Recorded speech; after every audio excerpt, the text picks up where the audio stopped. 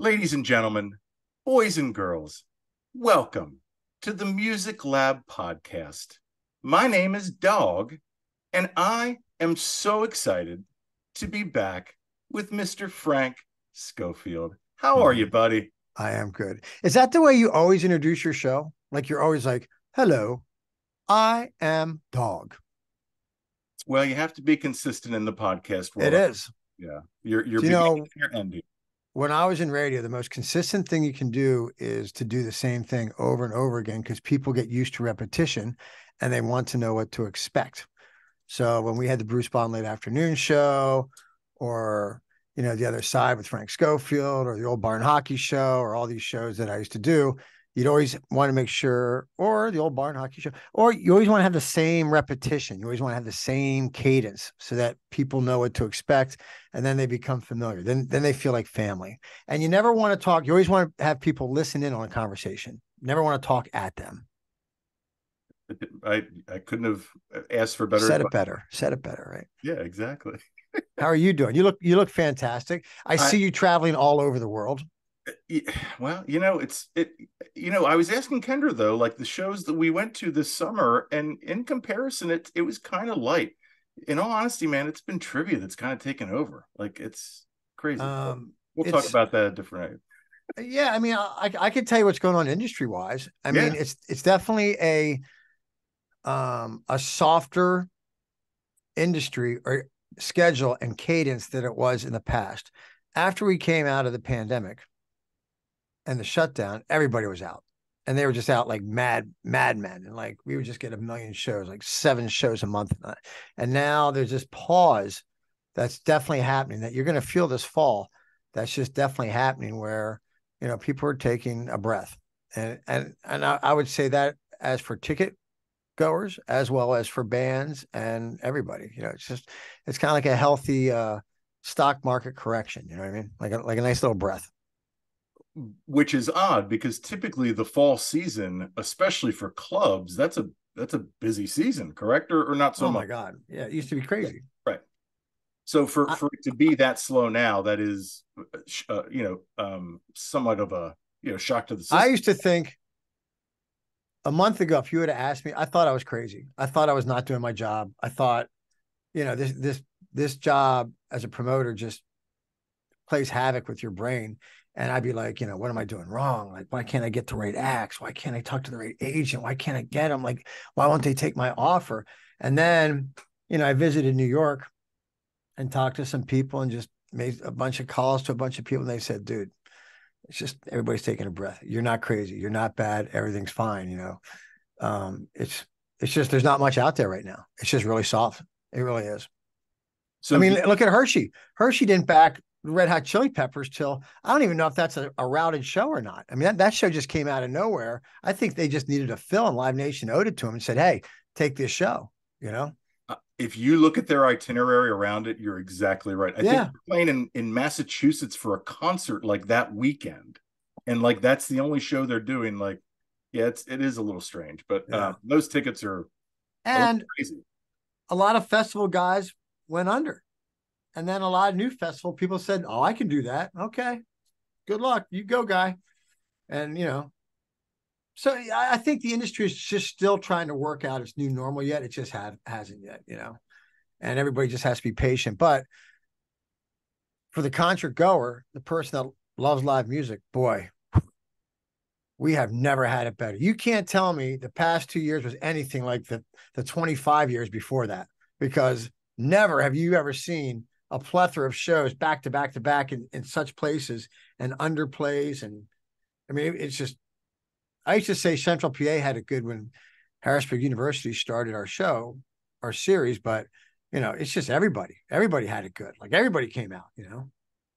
So that's a good segue. Let's talk about your relationship with Harrisburg University, how Mm-hmm. you came about to be involved with this university, and how you got to where you're at right now within the university. I know where you're at, Yeah, sure. So but I worked at iHeartMedia for like 20 years and I was in sales, and I came across Harrisburg University and they wanted me to do a show for their esports program, but they were doing a college tournament with like 60 college teams coming in.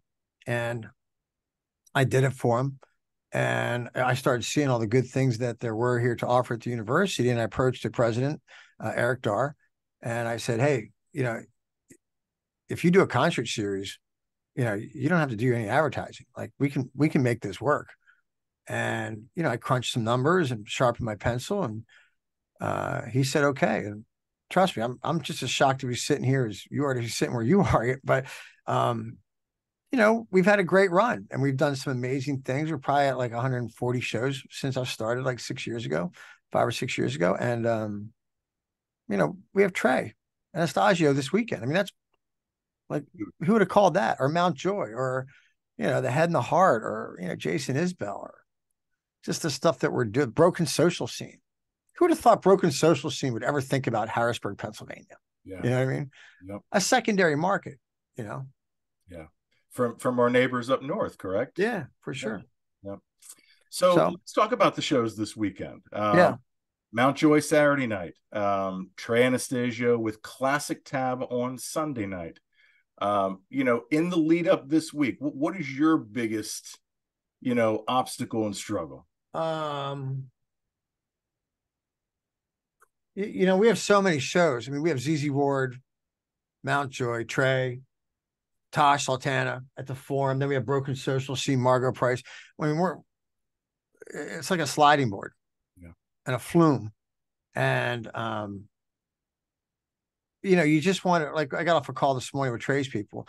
Like, you just have to keep going, and you have to just keep giving them what they need to have a successful show. It's never about what you need. It's about what they need, because they're going to come in and take over and do the best show that they can, and it's not anything really that a market is bringing to the table. It's what they are bringing from the road into your show.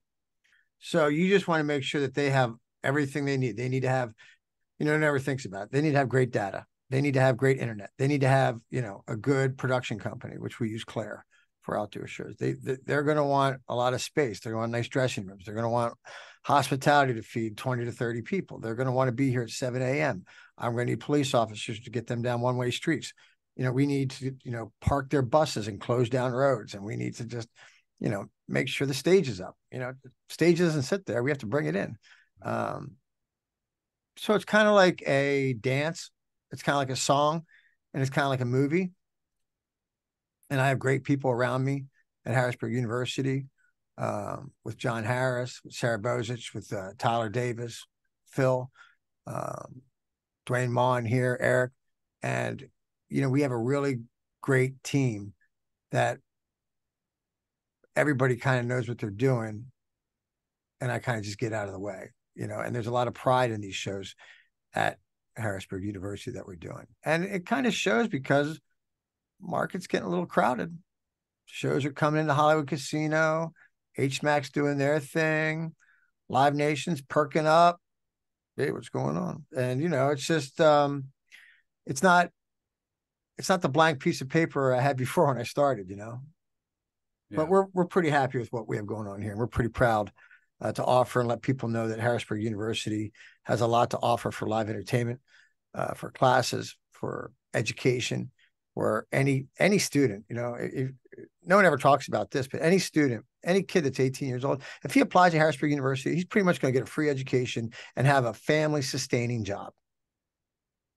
Hands down. Pretty amazing. Family sustaining, whether it be a trade, whether it be STEM, whether it be science and technology. And it's almost becoming a lost art or trade, going to college and then getting it done. And the workforce shows that. And I think, we have a lot to offer here. And I think that's the main goal of why we do shows, is to let, Central Pennsylvania and, the market and state and the East Coast. I mean, heck, we had the governor here for the Roots a couple of weeks ago. So we have a lot of great things to offer here. So talk about the venue itself. For no one that's never been there, what makes Riverfront Park so special to see a show at? Well, you've been there, right? Oh, I've been, yeah. Yeah. So Riverfront Park is, it's in Harrisburg. It's right in front of the Harrisburg Hospital to the left if you're staring at the river. It's beautiful. It's romantic. It's has trees and a wandering path, and we have a lot of food trucks and a lot of interaction. And you walk down that path, and then it opens up into this great, huge stage that we have. And there'll be 20 to 30 pontoon boats out in the river listening. And there's this excitement. There's energy. It's kind of like when the circus comes to town. Yeah. And we have two great shows, Mount Joy, and they're back to back, Like once we say goodbye to Mount Joy, we got to look right back up, and Trey's there at 7:00 the next morning, and it's a lot of fun. And the people that come here to the shows, I think they're at the point now where it doesn't matter who it is. They understand that it's a great show. It's a quality show that we vetted, that we know that we're only going to bring that in. And it's a really awesome place to see a show. It's really beautiful. I put it against any other venue. Well, and I like too that you really take pride and thought into the opening bands as well. It's not just the headliner. So I mean, you're getting an entire night of great quality entertainment, and that's kudos to you, my friend. Yeah, no, thanks. But we have great smaller. I mean, we work with XL, we work with other small venues, and we've opened back up the Forum to do shows in there. And when you think all that we have done, it's and the opening bands are great. Whether it's me bringing in the Peterson brothers from Austin, Texas, those kids are fantastic. I love those guys. Or, it's anyone else that we have locally that we give a shot to, or whatever. But we're doing it, man. First Aid Kit open up for that was amazing. They're so good. Who? First Aid Kit opening up for First Aid Kit for Lord Huron last year. Yeah. First Aid Kit was awesome. I tried to get them back this summer, but they didn't want to come in. They didn't want to come in here, but that's cool. Huh. This weekend, we don't have any openers, by the way. Both shows are an evening with Mount Joy and Trey. An evening with, meaning they start at 8:00 and it's 2 sets right all the way through. And I think Mount Joy's done that for their entire tour, correct? Yeah, we have great sponsors. I can't thank the commissioners, the Dauphin County commissioners, for their support, or Trogs Brewery, or PSF ECU, or any of our, comprehensive financial, any of the people that donate, because it's hard to make money just on tickets. It's hard to break even just on tickets. And you always need sponsorship and local support. And the city of Harrisburg has really done that with the community and with our vendors that we have here. So we're very blessed and very thankful that, we're able to get all that going. And that's that behind the scenes stuff that people don't see that is so important. So hard. So important. You can't imagine the emails that go through just for one show. I mean, yeah. And Trey, the former lead singer of Fish, not former, but lead singer of Fish. Those guys, it's like, oh man, it's like massive. And they're just intense. Like they are dialed in. Like usually bands come in and they just take over. These guys are like, oh. It's like, whoa. I sit up a little straighter in my chair. Yeah. When I see a Trey, you've been doing it for 35 years, right? Yeah. No, I get it. So what shows have you attended personally this summer? That's a great question. I went to a couple Hershey shows. Okay. That I went to. What Hershey shows did I go to that I liked? Blink. Yeah, I didn't love Blink. I thought they were okay. Yeah. I went to Zach. I went to Guns. I thought Guns was great. I thought Axl was dialed in. I've seen Guns N' Roses 20 times. I've seen Axl angry. I've seen him hate people. I've seen him not out of shape. I've seen him.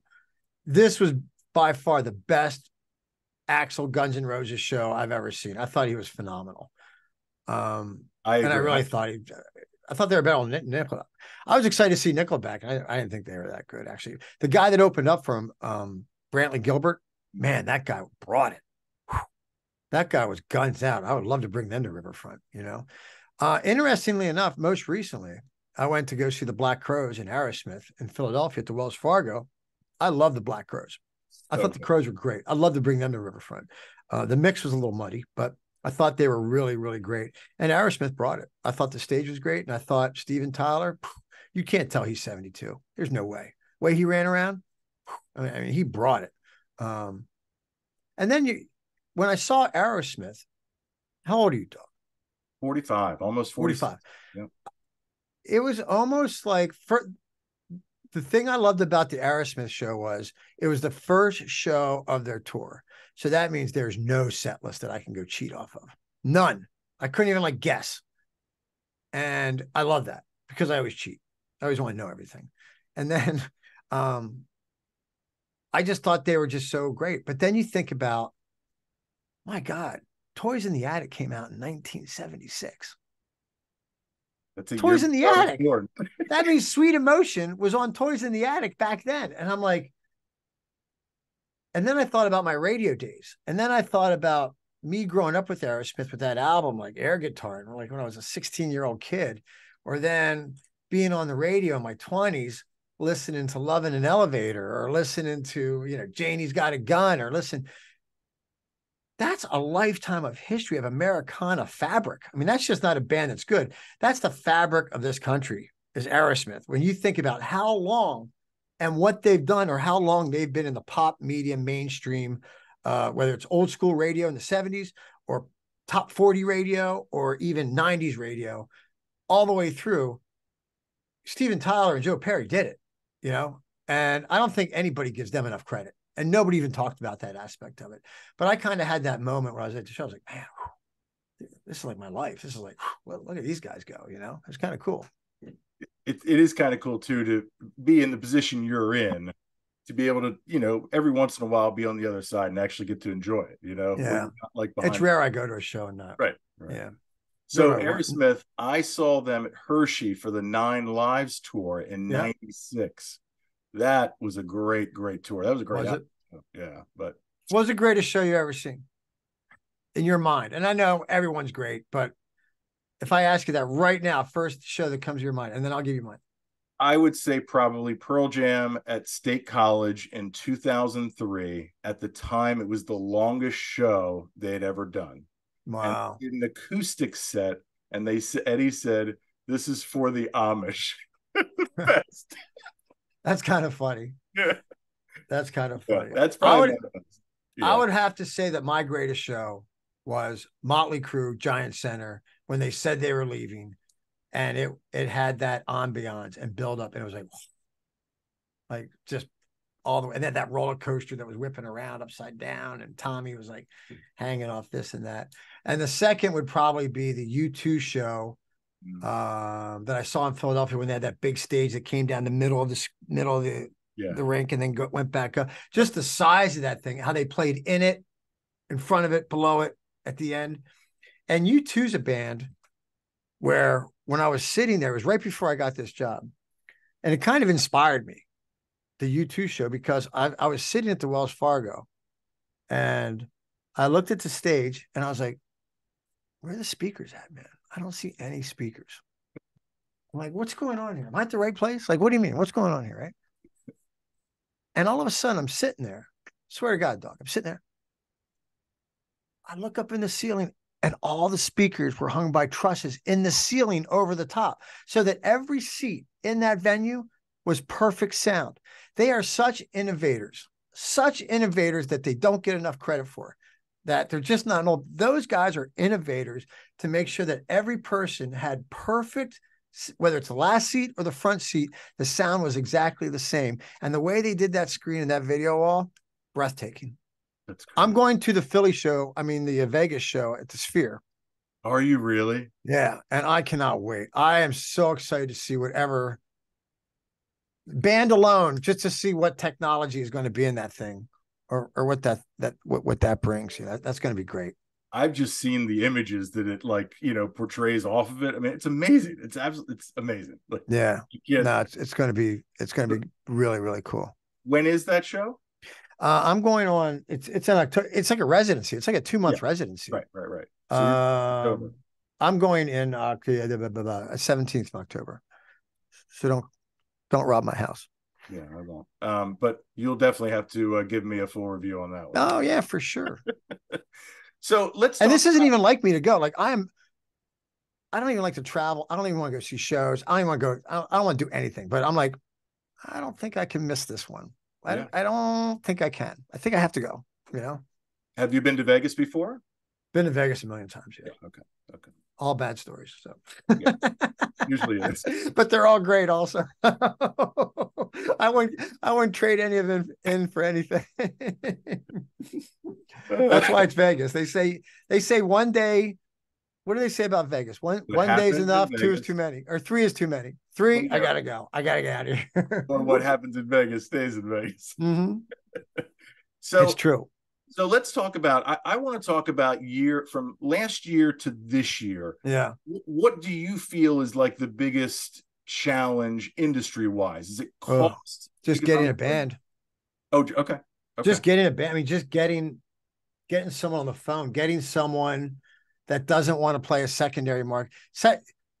It used to be that secondary markets in Harrisburg, we were I don't want to say this term, but we were like the shiny new object. We were the hot chick at the bar. Mhm. And we were always like the darling. Like I could get anybody on the phone and then we could figure out a price and get it done. Now it's like, we don't know if we want to do second. Like I could not get Inhaler right now if I tried. There's no way. I could not get Maisie Peters right now if I tried. You said Manchester Orchestra you didn't get. I had Manchester Orchestra with Jimmy Eat World, and they decided at the last minute to go to Buffalo. They were to be here August 27th, and I don't want to talk about that one, but yeah, that's That what would have happened. been a heck of a one too, It'd man. been That's great, than them. Oh, dude. I had Jenny Lewis. I had Brothers Osborne. That's some pretty cool stuff. dude, Jenny Lewis. I love Jenny I Lewis. love Jenny, you know. She's a little weird. And is she though? Well, okay. You don't think so? Um, She dated Bill Murray. You got to be a little weird. Jenny Lewis dated Bill Murray. Oh, Frank, come on, man. I can't be I pop swear to God, I culture. didn't know that. I had no idea that was So true. you know why I know that? Because of that movie. Because of the Christmas special, the Bill Murray Christmas special. She was in it. Well, Look at my finger. Look how big my finger is in your video. yeah, that's huge, dude. That's You're a like big finger. ET. That's a big finger. No, but Don't how give I me know, ideas, but that's a big finger. Go ahead. we saw her at Willie Nelson's ranch during South by, and she's playing in his like chapel there, and there's Yeah. literally like what do you call those pews, right? So Yeah. we're sitting like third pew on the right side. Pews are separated by a little middle walkway, and I see in the back this kind of like shadowy kind of figure that kind You of saw Bill Murray? Bill Murray was like 10 feet from me. Talk Like to him?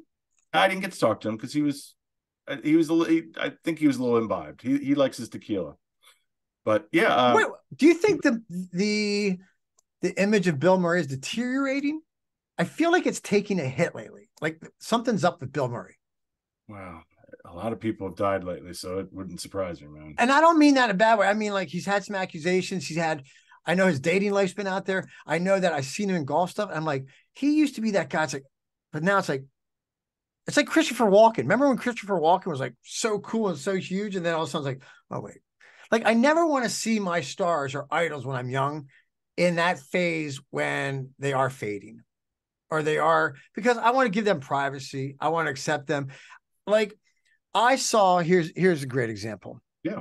Two people that I saw that I was so excited to see. So I go see Steve Winwood at the Tower. God bless the Tower. I miss the Tower more than any other venue in the world. The I Tower was the saw greatest Radio at the Tower. Amazing show. Like great. So I saw Steve Winwood there, right? Yeah. So I come home and this one Christmas, I'm like, I get tickets again. And I want to take a buddy. I'm like, you got to go see Steve Winwood. And I go down a second time to see him. And the second time was like 2 years later, a year later. And I'm almost like when you see your artist starting to fade, like I never wanted to see Elvis Costello at the Whitaker Center. I didn't want to see, or Joe Jackson. I don't want to see those guys. Like, it's almost like I don't want to say goodbye, but I don't want to see them. I don't want to say frail, but I don't want to say, I don't know. Well, I think that's why you were so appreciative when you saw Aerosmith that they weren't that way. Oh, Steve Tyler brought it. And then I'll give you another example. Mark Knopfler. I saw Mark Knopfler. I am a diehard Mark Knopfler guy. I will walk off a bridge and walk through a glass door for Mark Knopfler. Mm-hmm. And I saw him a bunch of times, and I went down to see him another time. And the second time, he didn't get out of a chair. Like he was in that Phil Collins, I'm not getting out of this chair playing routine. And that was tough to see for me, Like I don't want to see them, that way. Yeah. How do you think the Foo Fighters are doing without Taylor, by the way? That drummer is amazing. He's Is so he? good. Oh my God, he's so good. I mean, obviously Taylor was amazing as well, but Sure. I don't think they, and I Missed don't a think, beat? well, and if you, I don't know Dave Grohl personally, but if I did know him, I would assume that he wouldn't have started this band up again if he didn't find a drummer Right. as good or, better than Taylor. He Right. just wouldn't do it, especially No, being I'm a drummer. sure. So, And the music has to live on. yes. That's why when we brought in Mike Campbell last year from Tom Petty and the Heartbreakers, like I don't know, were you at that show? You It were was at that show. amazing. It was Yeah. amazing. Yeah, it was That amazing. show itself, like, and you can attest, Tom was there. I felt like Tom Petty was there like no other show in my life. He's 72 and he played for 2 hours and 20 minutes. It was amazing. So, and then he played a bunch of he played like, he could have played more Tom Petty songs, but he sounds just like Petty.